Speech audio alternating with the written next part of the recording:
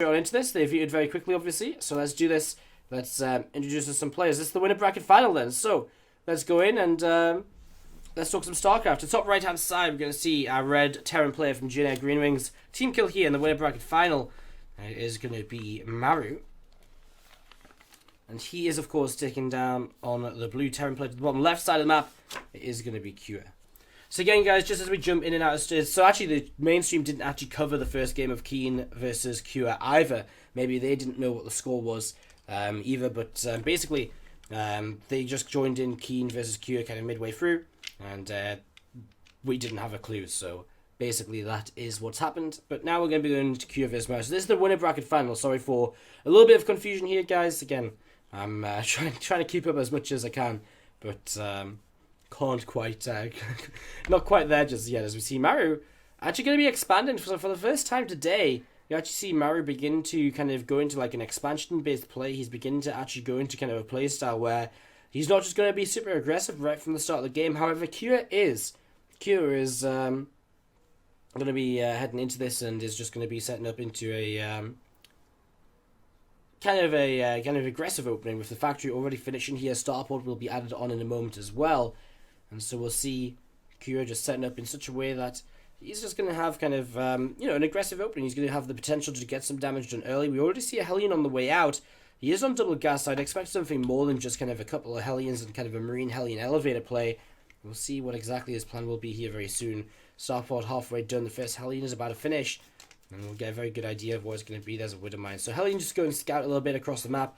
And the Widowmine will come up as part of a Marine Widowmine drop, which will be coming up here in the next few moments. So, Marine Widowmine drop getting set up, ready to go in just a moment or two. As that Reaper from Maru is going to come in again. Reaper expands, so he gets to come in here, gets to scout. And you'll see exactly what's coming his way. So he will be able to start preparing against this. Doesn't bother trying to get SCVs there at all. Just double checks the natural expansion. Sees it's not there. And, yeah, we're just going to be seeing the kind of the starport about to finish on the way up here as well right now. Factory has a Hellion just popping out of it as well. And there's a couple of SCVs actually being killed. So actually, Kua, or is it Maru? Maru actually picking off some SCVs with his Reaper. So another grenade shot, I imagine, and just picking off a couple of low health workers. 3 workers killed, and Maru, being the faster expanding player, picking off 3 workers, that's definitely putting Kua into a bit of a tough spot right from the start of this game. I was just going to be seeing a few more Marines collecting together. Maru has his own Hellion as well to help defend. And you can just see it's generally just everything here has been set up defensively from our Terran player Maru. He's going into that Cyclone to help him defend. He's going into the Viking. Just pretty much the most standard kind of defensive-based opening you can go for. This sort of build should hold on most things as long as you execute your defense properly, as long as you can micro correctly. And we're going to see now that Widowmine drop starting to come in towards the natural mineralite. We're not going to actually see that apparently because the observer doesn't want to show us. There we go. See that coming in. Widow, whoa, SCV gets picked off by the Widowmine. That's something you don't see all the time as you see the medevac going down. 5 workers killed, but Maru was on a faster expand. It was Kua that had to get that damage done anyway. Forces a scan, but loses absolutely every single unit. So altogether, I'd say actually goes pretty well for Maru because he loses no units, just SCVs. He comes out equal on workers, is a little bit ahead, and he's ahead on army supply. So quite like this opening so far from Maru. He's still ahead of expansion as well. Kua's expansion only just halfway built. And actually, Maru already building up turrets ready for the Cloak Banshee follow-up as well. So Kua very unlikely to get that extra damage that he needs to still try and get back into this a little bit further and catch up a bit. Still unlikely to get that off of the Banshee play unless he really kind of forces some mistakes from Maru here very soon. Hellion going to come up the ramp and just going to have a little bit of a flame onto one of the depots here towards the front. And we are just going to be seeing the tank coming up for Maru as well. I mean, again, very defensive setup. This Banshee comes in. We'll see Maru very quickly to coming in to respond here. Does he have a scanner available to keep the lock on? Yes, he does. Banshee goes down after 1 worker killed. And that's the sort of defense which is just going to keep Maru even further ahead in this game and just going to stop Kua from kind of finding any way back into this. I mean, how do you find your way back into a game which you're behind, which you're already kind of 5 workers behind in, your CC's just late? He's going to go for a fast third, but again, Maru's being aggressive and maybe can be, do something against this. I mean, the Banshee's still not doing too much. Cyclone actually locks on here onto a Viking. Is not going to get the kills. The Viking survives just about. Very, very low there. Very nearly going down. But Viking does survive, and Cyclone goes down for Kura. And Kura now 26 supply down. As we see, Cyclone's going to lock on once again. There's going to be a disengage from both. Neither player really wanting to actually continue the fight. As we see the Cyclones coming in once more, it's going to be an equal trade. Cyclone for Cyclone. 2 Vikings come in though from our Blue Town player. Q is really kind of looking towards the Cyclones here as a way to defend. Maru is going to have to be a little bit careful. That tank is going to be a little bit open to the tank of his opponent. Marine's moving through, going to take some damage as well. That tank moves forward for him. Also, he's going to target down the Vikings here, but too late. His medevac already goes down, but he will pick off the tank, still getting further damage done. Maru's quite happy to trade like this because he knows he's ahead in workers. He knows his army is probably in the lead as well. He knows he's having a pretty good time anyway. This Banshee's still not doing anything from Cure. Just that one kill he got across the map against a Marine earlier while the units were coming across from Maru. And yeah, he's going to see the third CC from Cure just lifting up, moving into position on the third base now as well. We're just going to see that medevac loading up another couple of tanks. So the Maru is going to continue being aggressive. Wave 2 of this attack getting ready to go. Still up in workers' army supply. Third base is building for Maru too. That's the one thing he isn't ahead in right now.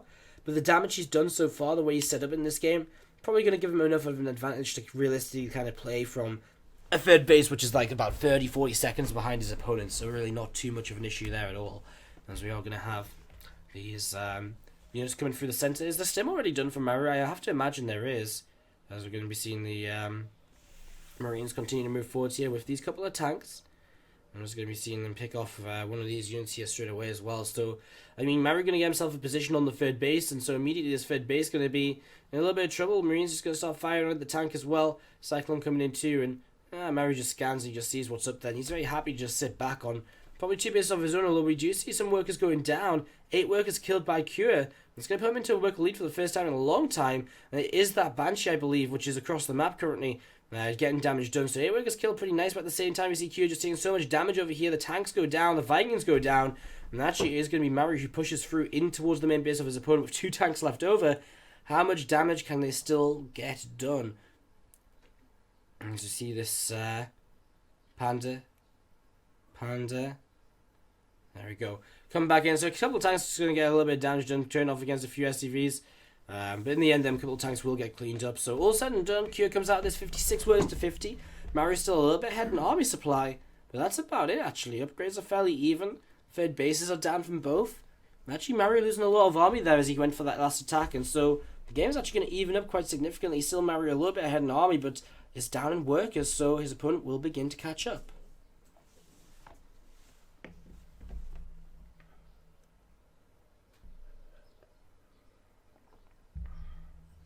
I'm just going to be seeing the SCVs joining up together once again, down towards the low ground, towards the third base.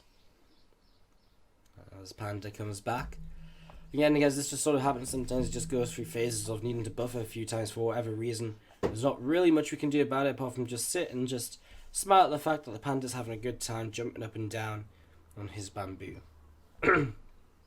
As we see the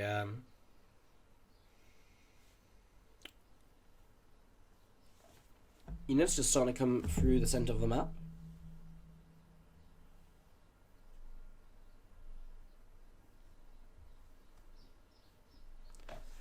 And I mean, Maru's is going to be aggressive again. I mean, his one advantage that he still holds is that kind of army supply lead. He has got Stim finished. No combat shields, I don't think. Combat shields starting from Cure, but neither player's going to have combat going in towards this fight. So a little bit of a skirmish already happening. And actually, Maru going to catch Cure completely out of position. The Marines get destroyed here. And Cure has a couple of tanks out of position, and that right there will be GG. Maru is going to take game number 1. Just catching his opponent out of position in the center of the map, guys. So I'm just going to be a little bit quiet for a moment or two at the very start. Is 1-0 to Maru right now, just in case the Chinese casters don't update. Maru just lead the series 1-0. Let me have some cough medicine. It's been like over 4 hours. I'm impressed. I kept myself up for a while.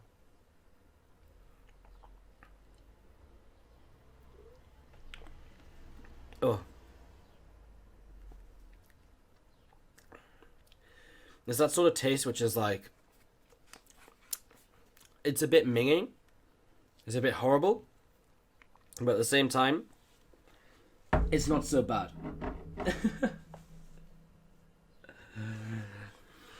Maru is going to go right back to being an aggressive little dude here in this series, in this competition today.